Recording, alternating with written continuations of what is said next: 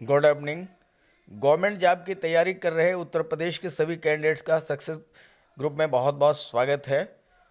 इस समय की बिग अपडेट जो निकल करके आ रही है वो ये आ रही है कि उत्तर प्रदेश सरकार गवर्नमेंट जॉब्स में मैक्सिमम एज लिमिट 30 वर्ष करने जा रही है।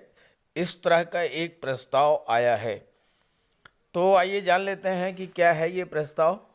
क्या इसका भी हश्र वही होगा जो कि 5 वर्ष की संविदा वाली जो प्रस्ताव था उसका हुआ, या ये अमल में लाया जाएगा? इसके क्या इन्स आउट्स हैं, क्या ड्रैबैक्स हैं, क्या परेशानियां और दिक्कतें होंगी, तो चलिए जान लेते हैं पूरी बात विस्तार से। ये जानकारी अच्छी लगे तो इसे ज़्यादा से ज़्यादा आप सभी अपने साथियों को शेयर भी कर दीजिएगा, और अगर आपको ये बात अच्छी ना लगे तो आप इसके लिए भी प्रयास करिए अपने स्तर से, जो है कि ये ऐसा ना होने पाए। तो चलिए बात कर लेते हैं विस्तार से। तो ये खबर है लखनऊ से।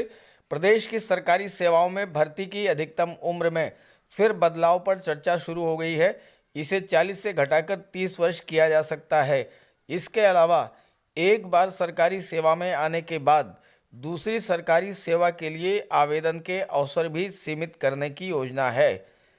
विभागीय कर्मियों की संख्या का युक्तिकरण, प्रभावशीलता व दक्षता में सुधार के लिए गठित समिति ने सरकारी सेवाओं में नियुक्ति के लिए निर्धारित अधिकतम आयु सीमा सामान्य वर्ग के लिए 40 से घटाकर 30 और आरक्षित वर्ग के लिए 35 वर्ष किए जाने की सिफारिश की है।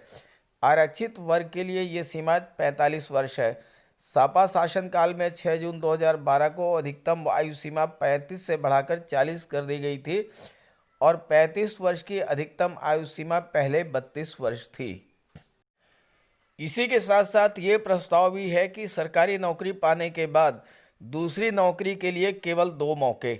सरकारी सेवा में भर्ती के बाद कार्मिक को अन्य सेवाओं की परीक्षा में शामिल होने के लिए अधिकतम 2 अवसर देने का सुझाव दिया गया है। सेवा में चयन होने के बाद यदि कोई अभ्यर्थी अन्य परीक्षा में शामिल होने के लिए आवेदन करता है तो उसे पहली बार कार्यभार ग्रहण करने के लिए 1 वर्ष का वेतन रहित अवकाश स्वीकृत करने की सिफारिश की गई है। इसके साथ ही साथ परिवर्तनीय वार्षिक वेतन वृद्धि का फार्मूला आजमाएं। अच्छे व मेहनती कार्मिकों का मनोबल बनाए रखने व काम में रुचि न लेने वालों को हतोत्साहित करने का हवाला देते हुए परिवर्तनीय वार्षिक वेतन वृद्धि दिए जाने की भी संस्तुति की गई है। इसी के साथ साथ कामकाज में तेजी लाने के लिए कई अधिकार विभागाध्यक्ष, मंडलायुक्त व डीएम को सौंपें। सरकारी कामकाज में तेजी लाने के लिए शासन स्तर पर किए जाने वाले कार्यों को विकेंद्रीकृत किए जाने की संस्तुति भी की गई है। इसके अंतर्गत सचिवालय स्तर पर किए जाने वाले कार्यों में से समूह खा तक के सेवा संबंधी कार्य विभागाध्यक्षों को हस्तांतरित किए जाने की सिफारिश भी की गई है।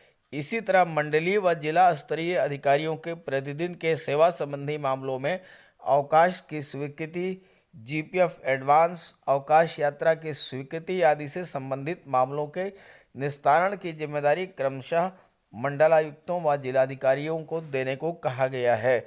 तो ये थी लेटेस्ट अपडेट। जानकारी अच्छी लगे तो इसे ज़रूर अपने साथियों को शेयर कीजिएगा। Okay, thank you.